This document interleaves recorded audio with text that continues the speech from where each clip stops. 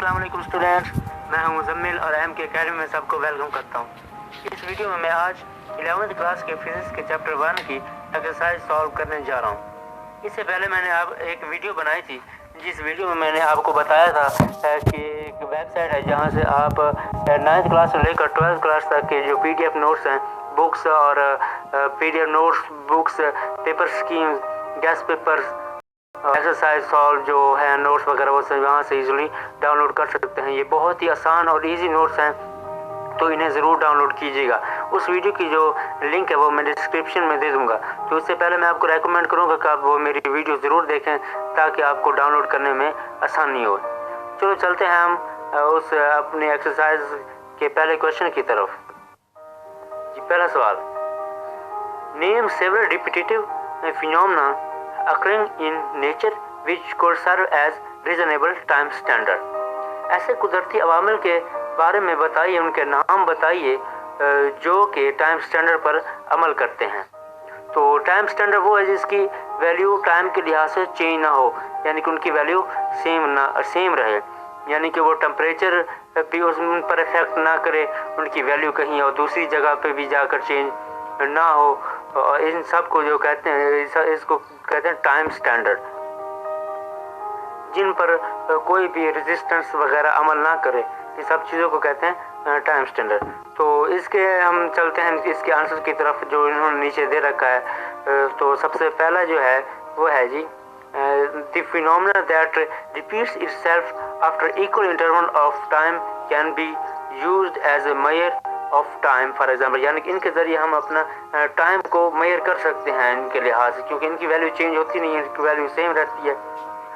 तो ये यानी कि टाइम के लिहाज से इक्वल वैल्यू के साथ, यानी कि इक्वल इंटरवल ऑफ टाइम के साथ अपनी वैल्यू करते हैं, तो हम इनको टाइम स्टैंडर्ड के तौर पर यूज़ कर सकते हैं, यानी कि हम इसके ज़रिए टाइम को मेजर कर सकते हैं। तो वो कौन सी वैल्यू है? सबसे पहली है जी, rotation of planet round the sun. सियारे का सूरज के बाहर जो घूमना है, उसके लिए हम इसको टाइम स्टैंडर्ड के तौर पर इस्तेमाल कर सकते हैं, क्योंकि इसकी वैल्यू इक्वल होती है। इक्वल यानी कि ना इंटरवल के साथ ही अपनी वैल्यू यानी कि ये चेंज करते हैं। और दूसरी है rotation of earth about its own axis. ये अपने एक्सिस के गिर्द भी जो घूमती है ज़मीन, इसको भी हम टाइम स्टैंडर्ड के तौर पर इस्तेमाल कर सकते हैं। ज़मीन जब अपने एक्सिस के गिर्द घूमती है तो इससे दिन और रात चेंज होते हैं, और जो ज़मीन जो है सूरज के बाहर घूमती है तो इससे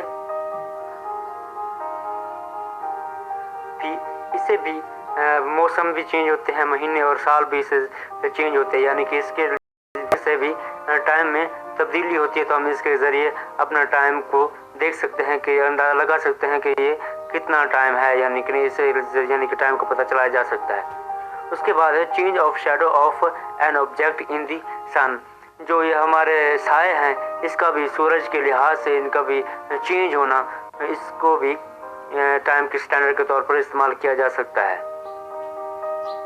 यही तीन जो सबसे इम्पोर्टेंट जो है नेचुरल फिनोमेना थे। अब हम चलते हैं अपने अगले क्वेश्चन की तरफ। इसमें आप चौथे फिनोमेना के भी नाम ले सकते हैं, जो कि यानी कि जो क्रिस्टल की वाइब्रेशन है, उसको भी आप टाइम स्टैंडर्ड के तौर पर इस्तेमाल कर सकते हैं। जी, हमारा दूसरा सवाल है, give the drawbacks to use the period of a pendulum as a time standard. उसके कहने का मतलब ये है कि हम पीरियड को टाइम स्टैंडर्ड के तौर पर क्यों नहीं इस्तेमाल कर सकते हैं। जो एक पेंडुलम का जो पीरियड होता है, उसको टाइम पीरियड के लिहाज से जो यानी कि उसका जो टाइम पीरियड है, उसको हम टाइम स्टैंडर्ड के तौर पर इस्तेमाल क्यों नहीं कर सकते। सबसे पहले हमें पता होना चाहिए कि जो सिंपल पेंडुलम है उसका टाइम पीरियड होता है T = 2πL/g²रूट। ठीक है, इसके भी तीन ड्रॉबैक्स हैं जिसकी वजह से हम पेंडुलम को टाइम स्टैंडर्ड के तौर पर इस्तेमाल नहीं कर सकते, क्योंकि जो जी की वैल्यू है वो मुख्तलिफ जगह पे मुख्तलिफ होती है। यानी कि अर्थ पे जी की वैल्यू और है, एक्सेलरेशन ड्यू टू ग्रेविटी इसकी वैल्यू और है। अगर हम मून पे चले जाएं तो इसकी वैल्यू वहाँ पे और चेंज हो जाएगी। अगर हम किसी और प्लैनेट पे चले जाते हैं, मार्स पे चले जाते हैं, तो वहाँ पर इसकी वैल्यू और चेंज हो जाएगी। तो इसकी यानी कि पहली वजह ये है कि as g is different at different places, so the time period of pendulum of fixed length have different value. इसलिए अगर इसकी वैल्यू अलग अलग होती है तो जो इसका जो टाइम पीरियड है तो उसके फिक्स अगर लेंथ को फिक्स रखा जाए तो इसकी वैल्यू हर जगह पे मुख्तलिफ होगी, क्योंकि आप जो फार्मूला हमने यहाँ पे पहले देखा है T = 2πL/g, और अगर यहाँ पे g की वैल्यू चेंज होती रहेगी और लेंथ सेम रहेगा तो आप देख सकते हैं जो हम इसको सॉल्व करेंगे तो इसकी वैल्यू भी तब्दील होती रहेगी, यानी कि सेम नहीं रहेगी। इसलिए हम इसको टाइम स्टैंडर्ड के तौर पर इस्तेमाल नहीं कर सकते। अगर ये इक्वल इंटरवल के साथ चेंज होता तो हम इसको इस्तेमाल कर सकते थे, लेकिन ये यानी कि ये इसकी जी की वैल्यू चेंज होती रहती है, इसको हम इस्तेमाल नहीं कर सकते। इसकी दूसरी वजह है एयर रेजिस्टेंस। एयर रेजिस्टेंस भी एक इसकी बहुत बड़ी वजह है जिसकी वजह से हम इसको टाइम स्टैंडर्ड के तौर पर इस्तेमाल नहीं कर सकते, क्योंकि एयर रेजिस्टेंस की वजह से इसका टाइम पीरियड जो है वो चेंज होता रहता है, इसका टाइम पीरियड सेम नहीं रहता। और तीसरी वजह है कि ये जो समर में जो गर्मियों के मौसम में जो लेंथ है टाइम पीरियड जो होता है उसका लेंथ के लिहाज से वो भी चेंज होता रहता है। यानी कि गर्मियों में इसका जो लेंथ है ये सिंपल पेंडुलम का ये बढ़ जाता है, तो जब हम यहाँ पर लेंथ की वैल्यू ज़्यादा करेंगे तो इसका टाइम पीरियड भी ज़्यादा हो जाएगा, और इसी लिहाज से यानी कि ना इस जो वैल्यू टाइम पीरियड की जो वैल्यू है वो भी चेंज हो जाएगी। यही तीन मेन ड्रॉबैक्स हैं जिसकी वजह से हम इसको स्टैंडर्ड के तौर पर इस्तेमाल नहीं कर सकते। जी, अब क्वेश्चन नंबर हमारा 3 है, why do we find it useful to have 2 unit for the amount of substance, the kilogram and the mole. इस सवाल का मतलब ये है कि जो हम सब्सटेंस की अमाउंट को जो मेजर करने के लिए 2 यूनिट्स को इस्तेमाल करते हैं, किलोग्राम और मोल। सबसे पहले आपको पता होना चाहिए कि जो किलोग्राम है वो उस वक्त इस्तेमाल होता है जब हम उसके माइक्रोस्कोपिक यानी कि उसके मॉलिक्यूल्स की बात ना करें, सिर्फ एक स्पेसिफिक अमाउंट ऑफ सब्सटेंस के बारे में जब हम इसको मेजर करने लगें तो ये किलोग्राम उस वक्त इस्तेमाल होता है, और जो मोल है वो उस वक्त इस्तेमाल होगा जब हम उसके मॉलिक्यूल्स की बात करेंगे, उसके एटम्स की बात करेंगे, उसके माइक्रोस्कोपिक पार्टिकल्स की बात करेंगे, तब वहाँ पर ये मॉलिक्यूल ये जो है इसका मोल इस्तेमाल होगा। ये देखिए, kilo and the amount of substance can be measured by 2 units, kilogram.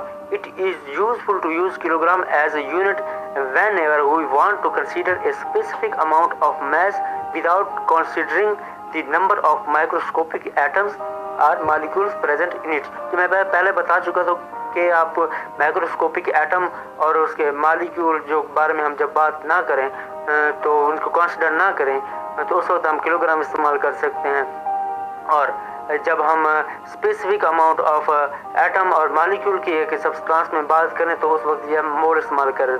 Gas के मोल यानी कि यहाँ पे है, in the case of gas mole represents a fix number of molecule atom of a substance. जब गैस जो है हम मोल में कंसीडर करते हैं क्योंकि वहाँ स्पेसिफिक अमाउंट ऑफ यानी कि एटम और मॉलिक्यूल की बात की जाती है।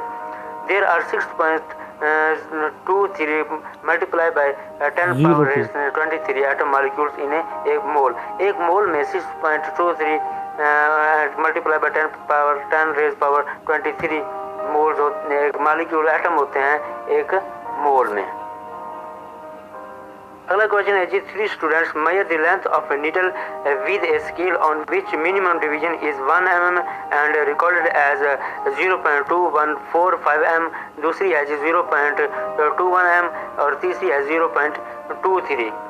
हाँ, ये यहाँ पर हम वो बता रहा है कि एक नीडल की जो लेंथ है वो 3 स्टूडेंट काउंट करते हैं, उसको मेजर करते हैं। एक की आती है 0.2145 m और दूसरी की आती है 0.21 m और तीसरी की आती है 0.21 m। इनमें से बताने के सबसे करेक्ट क्या है।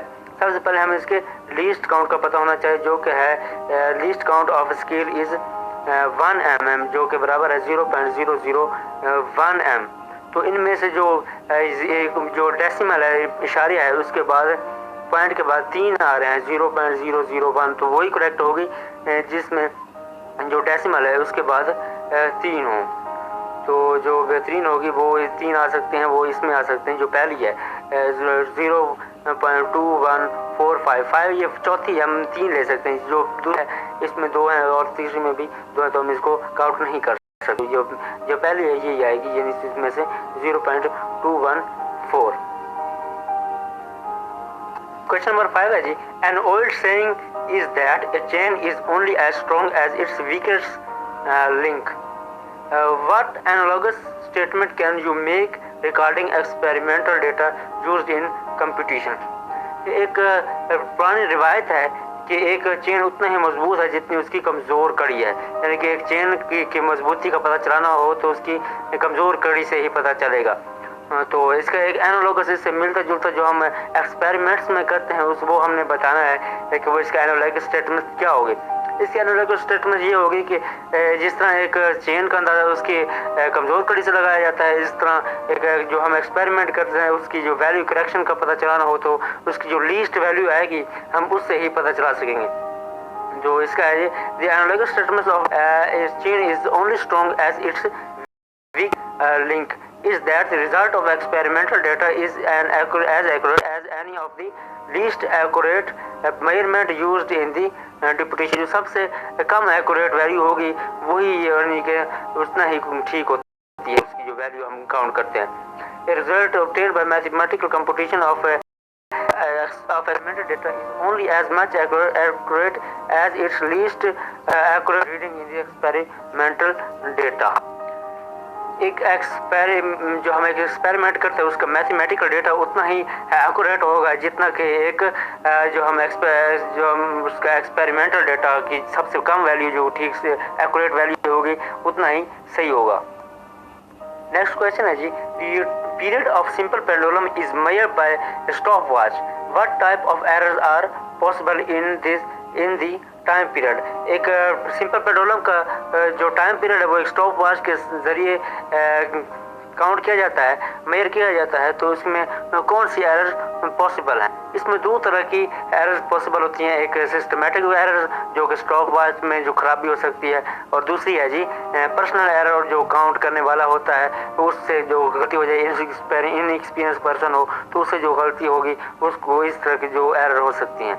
जो हम चलते हैं इसका क्वेश्चन की तरफ जवाब की तरफ. इसके पहली है जी systematic error. This error is due to the fault in measuring instrument like stop watch, यानी कि जो मेजरिंग इंस्ट्रूमेंट स्टॉप में जो खराबी होगी उसकी वजह से हो सकती है. It can occur due to zero error. जो हम स्टॉप वॉच का जीरो एरर होता है उसमें, यानी जिसे हम कैलिब्रेशन भी कहते हैं, उसमें जो खराबी है उसमें हो सकता है. और दूसरी है जी personal error. This error takes place due to the faulty procedure of observer. जो करने वाला है उसको प्रोसीजर के बारे में ना पता हो कि किस तरह काउंट करना है, या नेग्लिजेंस या इनएक्सपीरियंस ऑफ ए पर्सन, यानी कि उसका तजर्बा बिल्कुल ना हो जिस पर्सन को वो एक्सपेरिमेंट करने लगे, तो उससे भी खराबी हो सकती है. और error in timing occur when stop watch is started and when stop, यानी कि उसको सही तरह से अगर करना ना है कि स्टॉप वॉच स्टार्ट कब करना है और एंड कब करना है, तो इससे भी ये 2 खराबियाँ 2 एरर्स आ सकती हैं. तो ये 2 मेन एरर हैं जो सिंपल पेंडुलम को मेजर करने में आती हैं. नेक्स्ट क्वेश्चन है, does a dimensional analysis give any information on the constant of proportionality that में अलजेब्रिक एक्सप्रेशन एक्सप्लेन करें. ये कह रहा है कि जो डायमेंशनल एनालिसिस है, जो हम डायमेंशन निकालते हैं, वो कांस्टेंट ऑफ प्रोपोर्शनैलिटी के बारे में हमें कोई इन्फॉर्मेशन देता है. तो इसका जवाब है जी नहीं, ये इन्फॉर्मेशन नहीं देता, क्योंकि जो कांस्टेंट ऑफ प्रोपोर्शनैलिटी होता है उसकी वैल्यू सिर्फ एक्सपेरिमेंट करके ही निकाली जा सकती है. ये डायमेंशन के जरिए हम नहीं निकाल सकते. जिस तरह ये देखें, dimensional analysis does not proportionality और dimensionless constant. The value of constant of proportionality can be determined either by experimental or theoretical. इसकी वैल्यू हम सिर्फ एक्सपेरिमेंट या थ्योरी के जरिए ही निकाल सकते हैं. नेक्स्ट क्वेश्चन है जी, write the dimension of pressure and density. हमें पता होना चाहिए कि जो है ना, हमें डायमेंशन निकालने हैं. जो डायमेंशन ऑफ प्रेशर है वो प्रेशर का फार्मूला पहले पता होना चाहिए. वो होता है force on per unit area. Force का जो फार्मूला तो वो होता है F equal to M A. M जो मैस है वो एम से ही ज़ाहिर करेंगे। एक्सेलरेशन जो होता है वो होता है मीटर पर सेकंड स्क्वायर। मीटर के जो है वो इसका डायमेंशन जो होगा वो लेंथ होगा, क्योंकि हम लेंथ की एक वैल्यू, क्योंकि डायमेंशन जो होता है वो क्वालिटेटिव होता है, क्वांटिटेटिव नहीं होता, तो इसलिए हम लेंथ मेजर करने के लिए हम मीटर इस्तेमाल करते हैं। और पर सेकंड स्क्वायर जो है सेकंड है तो वो टाइम होगा, तो वो उसका होगा, इसको हम स्क्वायर ब्रैकेट में भी स्क्वायर ब्रैकेट में दोनों को लिखना है सबको।